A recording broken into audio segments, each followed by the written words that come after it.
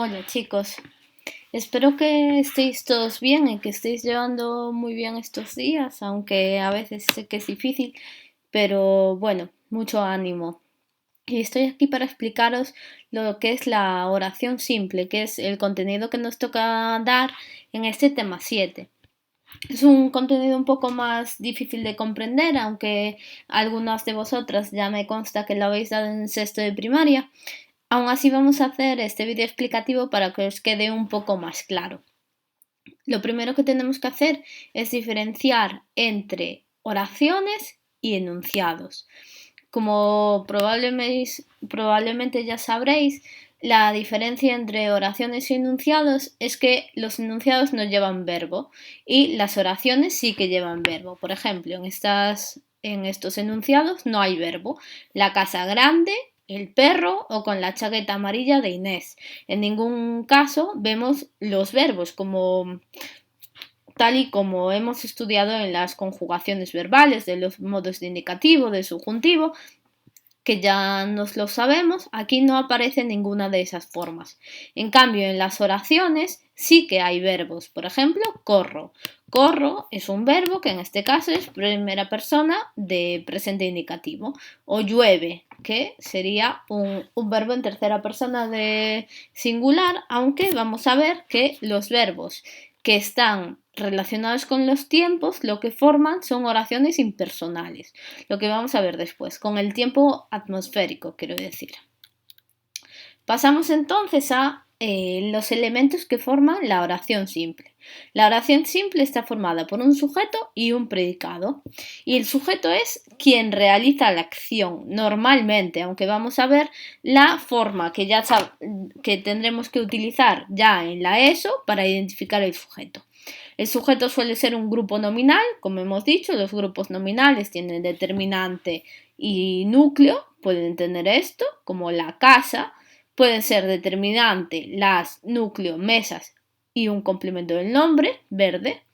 O puede ser un determinante, el lápiz, un núcleo, y de María, que sería complemento del nombre, que a su vez sería un grupo preposicional, como hemos dado, con enlace y término. Estos tres elementos pueden conformar el sujeto, que es la parte que realiza la acción del verbo. Y el verbo es el núcleo del predicado. El predicado es la otra parte de la que está formada la oración simple. Siempre un grupo verbal es el predicado, ¿no? Por ejemplo, es grande, si ponemos la casa es grande, la casa sería el sujeto y es grande sería el predicado. El núcleo del predicado es el verbo, ¿vale? Las mesas verdes están rotas. Aquí podemos ver están rotas como predicado y el núcleo es el verbo, en este caso están, que es tercera persona de plural. Y el lápiz de María me lo regalaron ayer. Si vemos en esta parte de la oración tenemos el verbo que es regalaron y es el núcleo del predicado. Pasamos entonces a la siguiente y ¿qué vemos entonces? Que el sujeto y el predicado concuerdan en persona y número. ¿Qué quiere decir concuerdan? Que tienen la misma persona y el mismo número. Si el sujeto es singular, el verbo va a estar en singular. No podemos decir la casa son grandes. Tenemos que decir la casa es grande. Por lo tanto, concuerda en persona. ¿Vale? En este caso en número, en singular. O las mesas verdes están rotas. Vemos aquí que las mesas están en plural y está en plural. Por lo tanto, concuerdan en persona, tercera persona y número, plural. No podemos decir las mesas verdes está rota. Esto para nosotros es evidente, pero imaginaros que le tenemos que enseñar español a otra persona, pues entonces tendríamos que decir esto. O nosotros cuando aprendemos inglés tenemos que concordar los verbos con su persona. En inglés tenemos que con she o con he o con it va S, ¿no? Tenemos que poner una S de tercera persona. Pues aquí también tenemos que concordar el número y la persona del verbo con el sujeto. Ahora vamos a ver cómo identificamos el sujeto. A lo mejor en primaria os han dicho que le tenemos que preguntar al verbo quién. Por ejemplo, un chico aprende francés. ¿Quién aprende francés? Un chico. Por lo tanto, un chico es el sujeto. ¿Qué pasa con esta pregunta de quién? Que a veces funciona y a veces no. Y como en estos cursos de la ESO nos vamos a meter en oraciones mucho más complicadas, es importante que desde este primer curso aprendamos a localizar el verbo de esta forma, a localizar el sujeto de esta forma. Lo primero que tenemos que hacer es localizar el verbo. Un chico aprende francés, el verbo es aprende. Lo que hacemos después, cambiar el número y la persona del verbo. En vez de aprende, que está en singular, lo ponemos en plural. Aprenden. Entonces vemos, la frase quedaría, un chico aprenden francés. Como no se puede decir eso, lo que tenemos que cambiar es las palabras que cambien. Por ejemplo, unos chicos aprenden francés. Y entonces las palabras que cambien son el sujeto. Por ejemplo, unos chicos, que es lo que cambia al cambiar el verbo, sería el sujeto. Aquí vemos las palabras que cambian de número para concordar con el verbo, son el sujeto. Vamos a verlo con otro ejemplo. Me gustan las flores. Lo primero que hacemos es localizar el verbo. Gustan. Cambiamos el número y la persona. Me gustan las flores. No podemos decir eso. Entonces, hay algunos fallos. Y entonces, ¿qué hacemos? Me gusta la flor. Lo tenemos que poner en singular. Como esto concuerda, esto va a ser el sujeto. Como vemos en esta frase, en esta oración, si preguntamos quién al verbo, no nos responde muy bien o no es tan claro. Por lo tanto, tenemos que seguir siempre estos 3 pasos. Vamos a ver en estas oraciones. Esta fundación resuelve dudas sobre el uso correcto del español.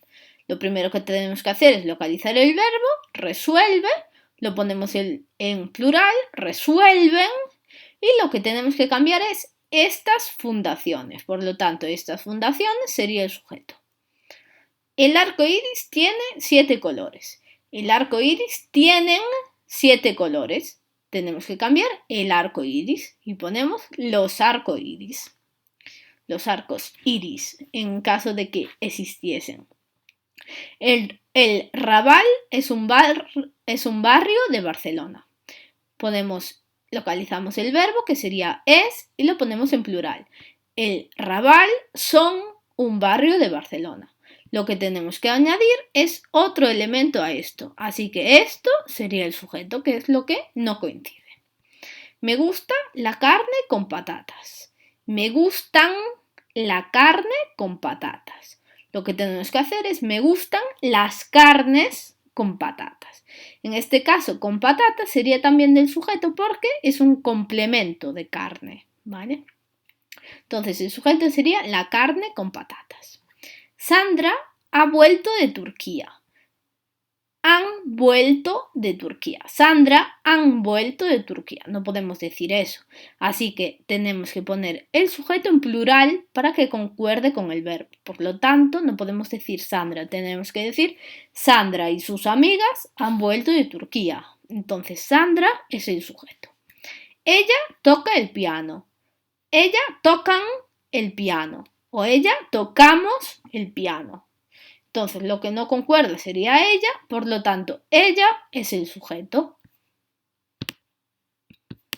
Aquí tenéis las soluciones con el sujeto y el predicado.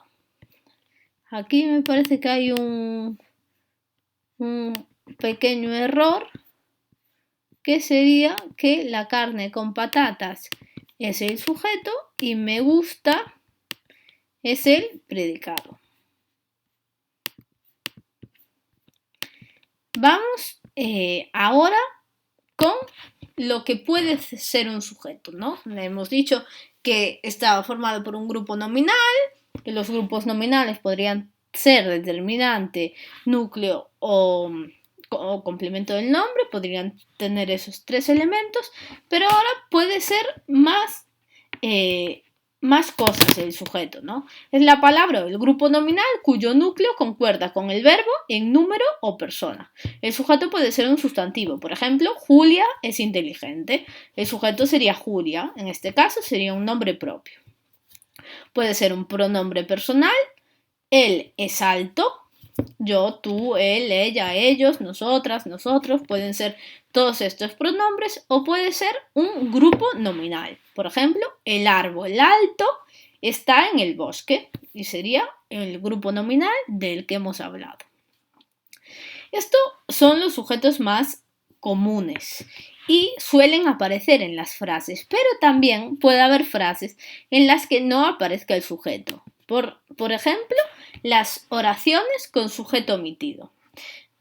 Una oración tiene sujeto omitido cuando no aparece, pero aún así, aunque no aparezca, se puede saber cuál es. Por ejemplo, fue a la escuela 3 días. Sabemos que fue está en tercera persona de singular. Por lo tanto, el sujeto va a ser él o ella. Él o ella fue a la escuela 3 días. Vamos a ver estas oraciones también con sujeto omitido. Salió de fiesta por la tarde. Como el verbo está en tercera persona, hay algunos fallos en esta presentación, sería él o ella salió de fiesta por la tarde. Fuimos a casa de las abuelas. Serían nosotros o nosotras fuimos a casa de las abuelas. ¿Te has dado cuenta de eso? El sujeto omitido sería tú. Tú te has dado cuenta de eso. Habéis hecho muchas tonterías. Como habéis hecho está en segunda persona de plural, el sujeto sería vosotros o vosotras habéis hecho muchas tonterías. Han visto la película ayer por la tarde.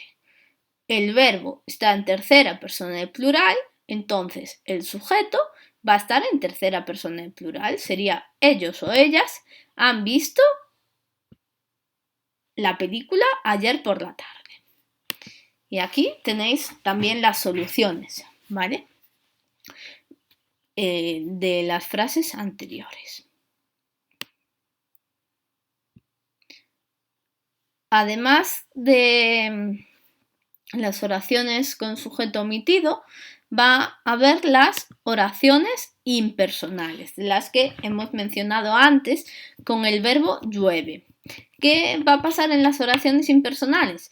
Que el verbo se conjuga siempre en tercera persona de singular, pero no tenemos un sujeto, no tenemos un pronombre personal, ni un nombre propio, ni un sustantivo, sino que se trata de oraciones que no realiza nadie la acción del verbo. Por ejemplo, son los verbos impersonales los que tienen como referencia fenómenos meteorológicos, cuando decimos algo del tiempo, llueve, truena, hace sol, estas oraciones son impersonales. También cuando haber significa existir, por ejemplo, hay un buen ambiente en clase, ¿vale? No tenemos un sujeto. El verbo ser en construcciones que expresan tiempo, por lo tanto, como por ejemplo, es de noche, es de día, pues entonces no tenemos un sujeto explícito, por lo tanto es una oración impersonal. También el verbo hacer en expresiones que expresan fenómenos meteorológicos o pasos del tiempo. Por ejemplo, hace calor. Hace calor sería una oración impersonal. Entonces tenemos que ver siempre las diferencias entre las oraciones impersonales y las oraciones con sujeto omitido. Por ejemplo, llueve mucho. Llueve mucho es un fenómeno meteorológico del tiempo, por lo tanto es una oración impersonal. Tiene 2 cafés. Él o ella tiene 2 cafés. Entonces sería una oración con sujeto omitido. Hace frío en el bus. Vemos el verbo hacer con fenómenos del tiempo, por lo tanto es una oración impersonal. Tengo frío. Yo tengo frío. Por lo tanto, es una oración en primera persona, una oración con sujeto omitido.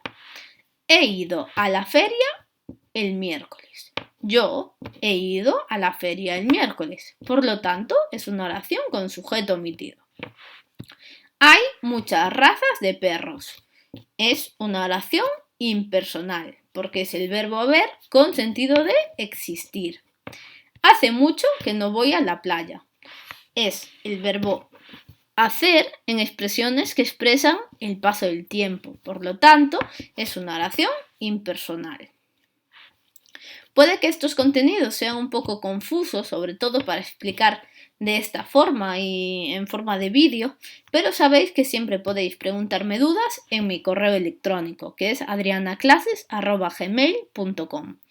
Además, tenéis en el libro, en las páginas 110 y 111, también en la 112 y en la 113, justo en la 113, es donde se hace esta diferencia, que quizás puede ser un poco más complicada, entre las oraciones con sujeto omitido y las oraciones impersonales. Así que lo podéis consultar también en el libro. Muchas gracias por ver este libro y este vídeo y espero que os haya gustado y que entendáis un poco la diferencia entre oración simple y enunciado, también cómo reconocer el sujeto y las diferencias que hay entre las oraciones impersonales y las oraciones con sujeto omitido.